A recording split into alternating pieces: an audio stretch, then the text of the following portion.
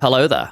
You may have read the title and wondered, why should I? Or maybe you have some questions regarding why you should Savage Raid. Well, lucky for you in this video, I'm going to aim to answer as many of those questions you may have. Oh, and before we start, there will potentially be raid spoilers in the footage, so this is your warning. You can still listen though. First things first, what is a Savage Raid? Savage Raids are one of the most challenging pieces of content in the game with complex and punishing mechanics, meaning these mechanics will require perseverance, practice, and patience to get past, and if someone messes up either by dying or failing to resolve a mechanic, it can result in, well, like death or a raid wipe. However, Savage rewards some of the highest level gear rewards, some of the best looking cosmetic items like glamours and mounts, and my favourite, just the pure satisfaction of clearing a fight. Now that all might sound like a bit much, but really not. Let me clear it up for you.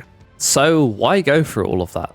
Is gear even important on this game? Are the glamours, mounts, and satisfaction worth it for doing all of that? Well, in my opinion, yes.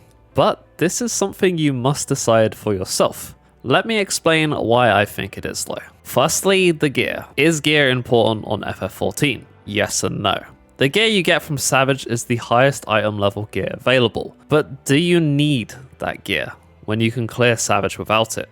It's like any other game really. The most powerful gear comes from the hardest encounters, but if you beat those encounters without the gear, what even is the gear useful for? Well, this might be the case for the highest end raiders, but if you're just getting into Savage or raid casually, each piece of gear is going to help you on your journey to completing a tier, as more gear means more health and damage, which makes it easier to survive mechanics and beat DPS checks, otherwise known as enrages. If you don't beat the DPS check, the boss will enrage and wipe the raid. Gear can also be helpful for future content before the next tier, like extremes, ultimates, and criterion dungeons, and can be even used for optimization and speed kills if you're into that. And the gear is just really good looking, most of the time. And every final fight of a tier drops a unique mount. These can vary from really cool to extremely cute. I mean, come on, do it for him.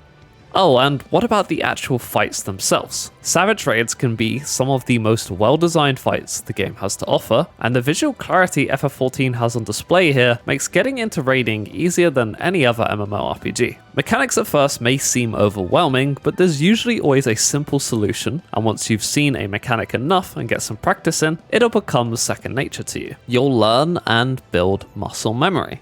Probably. I'm sure you'll be okay. Anyways, what about actually clearing these fights? Well, have you ever played a game with a challenging encounter?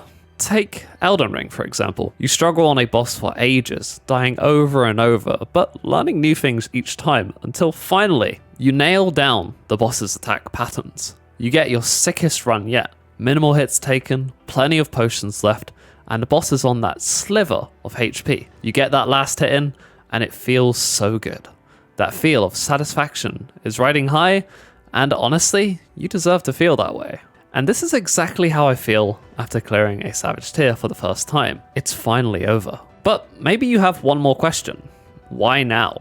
Why not wait until the next expansion where it becomes infinitely easier? FOMO.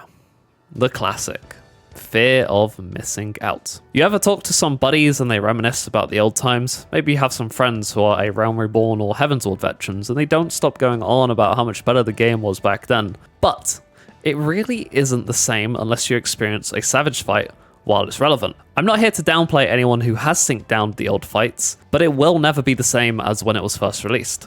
Just think of all the memes you'll miss out on. Now the why is answered, what about the how? Maybe you're a casual with no prior raiding experience, or maybe you're not confident in your own player skill and anxious about what other people might think of you. Well, the answer to those is quite simple. If you have no prior raiding experience, that's fine, because raiding in FF14 is extremely easy to get into, with 2 options, and about your player skill, well, that's simple really, and both tie in really well together. But before you do any raiding, you're going to need 2 important, but easy enough to acquire things: job knowledge and gear. Job knowledge is simple enough. First, get familiar with a job that appeals to you. Doesn't matter the job because they are all viable. Then head to our good friend Google and find some resources. There are plenty of websites out there like Icy Veins or FFXIV, Discord communities like The Balance, and YouTube guides like mine.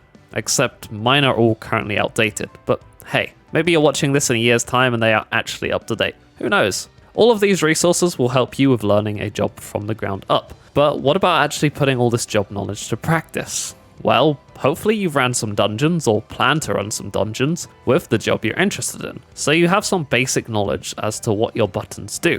The next step would be running some normal mode raids, getting familiar with how actual mechanics work, and getting some gear through the normal mode drops. Tome gear or crafted gear, or a mixture of the three works as well.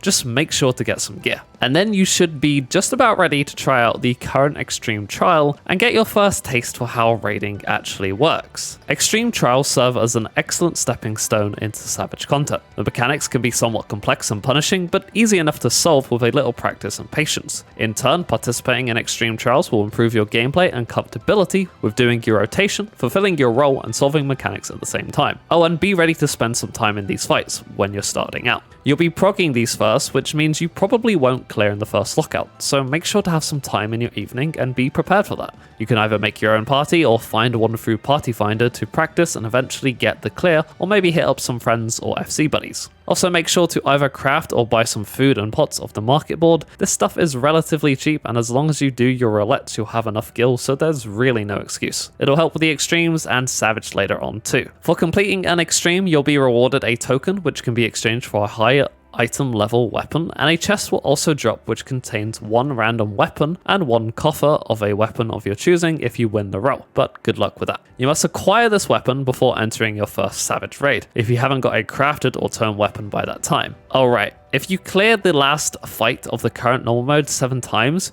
you'll get these items which can be exchanged for a tome weapon, which is the best weapon next to Savage weapons until the relic weapon catches up. This cost is usually reduced to 4 clears of the last normal mode fight in a later patch, so even if you're late getting into Savage raiding, the game does introduce multiple ways for you to catch up your gear, and later on even an option to upgrade crafted gear by 10 item levels. So you've done all that.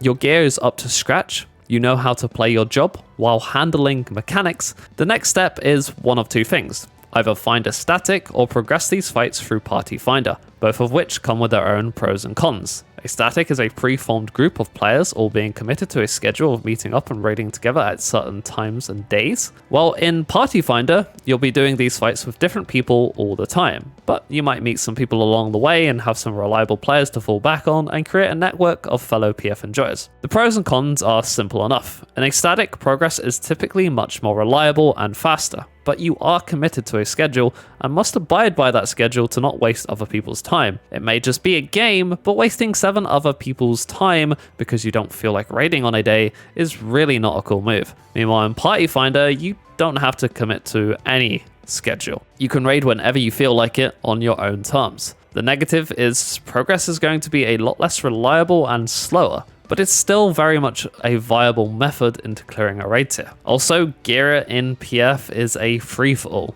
You'll have to rely on your own good rolls to get any gear or the tokens, while in a static, usually gear is distributed among the group because eventually the entire static will be geared. And of all that, you either try your first Savage and love it, or you hate every moment of it. And if it is the latter, then at least you tried, right? And hey, you could always give it a second chance. Everything deserves a second chance. Come on, you know you want to. But really, Savage raiding on FF14 is an enjoyable experience, and I think if you're skipping out on it, then you're skipping a fairly substantial amount of content the game has to offer. So really, all I'm asking is for you to just give it a chance. And if you really love it, the next thing you know, you could be doing something you never thought you would be doing, and even moving on to ultimate raids. Anyway, that'll do it for this video. Thank you for your time, and a big thank you to my Patreons for their continued support. For more information on how to become a Patreon, check out the link in the description below. But with that, I'll catch you in the next one. Have a nice day, make sure to subscribe, and goodbye.